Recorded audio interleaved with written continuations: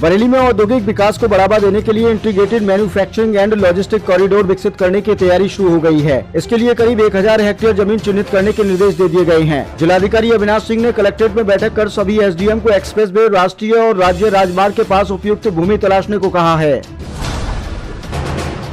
बरेली में पिछले साल हुए बवाल में इलाहाबाद हाई कोर्ट ने 6 आरोपियों को बड़ा झटका दिया है। अदालत ने एफआईआर रद्द करने और गिरफ्तारी पर रोक लगाने की मांग वाली याचिकाएं खारिज कर दी हैं। यह आदेश न्यायमूर्ति जे मुनीर और न्यायमूर्ति विनय कुमार द्विवेदी की खंडपीठ ने दिया है।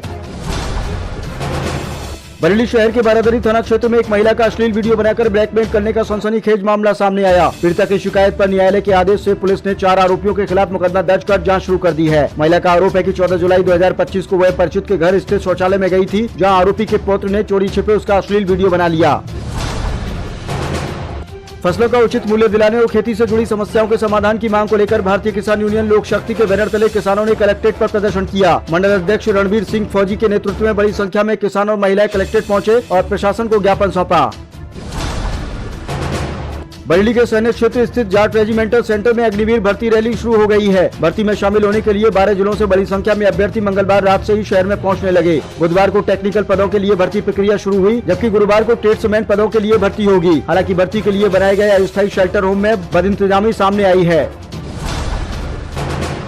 यूपी के पीलीभीत में एक चौंकाने वाला मामला सामने आया। बरेली के एक निजी अस्पताल में डॉक्टरों द्वारा ब्रेन डेड घोषित की गई महिला की सांसें रास्ते में अचानक लौट आईं। जानकारी के मुताबिक पीलीभीत निवासी बीनता शुक्ला की तबीयत 22 फरवरी को अचानक बिगड़ गई थी। इसके बाद बरेली के अस्पताल में भर्ती करा दिया गया। 24 फरवरी को डॉक्टरों ने उन्हें ब्रेन डेड घोषित कर दिया। परिजन एम्बुलेंस से उन्हें पीलीभीत से अंतिम संस्कार को घर ले जा रहे थे। इसी दौरान हाफिजगंज के पास सड़क के गड्ढे में एम्बुलेंस का पहिया गिरने से झटका लगा और महिला के शरीर में हलचल होने लगी। अब महिला पूरी तरीके से स्वस्थ है।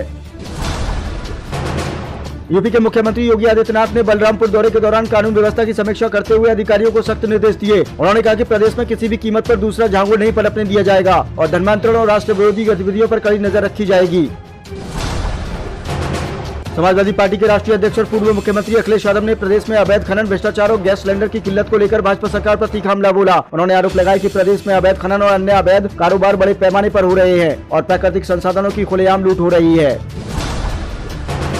इलाहाबाद हाई कोर्ट ने अनुसूचित जाति जनजाति मामलों को लेकर महत्वपूर्ण फैसला देते हुए कहा कि केवल इस आधार पर कि पीड़ित SC/ST वर्ग से है, अदालत के लिए FIR दर्ज कराने का निर्देश देना अनिवार्य नहीं है। अदालत ने यह भी स्पष्ट किया कि SC/ST एक्ट के प्रावधान पुलिस को कार्रवाई का निर्देश देते हैं, लेकिन इससे अदालत का न्यायिक विवेकाधिकार समाप्त नहीं होता और हर मामले में परिस्थितियों के आधार पर फैसला लिया जा सकता है। हरीश राणा के माता पिता ने बेटे की गंभीर और असहनीय हालत को देखते हुए अदालत से इच्छा मृत्यु देने की अनुमति की मांग की थी। सबसे पहले उन्होंने हाईकोर्ट में याचिका दायर की, लेकिन 8 जुलाई को हाईकोर्ट ने उनकी अपील खारिज कर दी। इसके बाद परिवार ने सुप्रीम कोर्ट का दरवाजा खटखटाया। सुप्रीम कोर्ट में सुनवाई के दौरान एम्स दिल्ली के डॉक्टरों द्वारा तैयार मेडिकल बोर्ड की रिपोर्ट पेश की गई, जिसमें हरीश की स्थिति बेहद गंभीर बताई गई और कहा गया कि उसके ठीक होने की संभावना लगभग 0 है। इसके बाद न्यायमूर्ति JB पर्दीवाला और न्यायमूर्ति KV विश्वनाथन की पीठ ने मानवीय दृष्टिकोण अपनाते हुए निष्क्रिय इच्छा मृत्यु की अनुमति दे दी।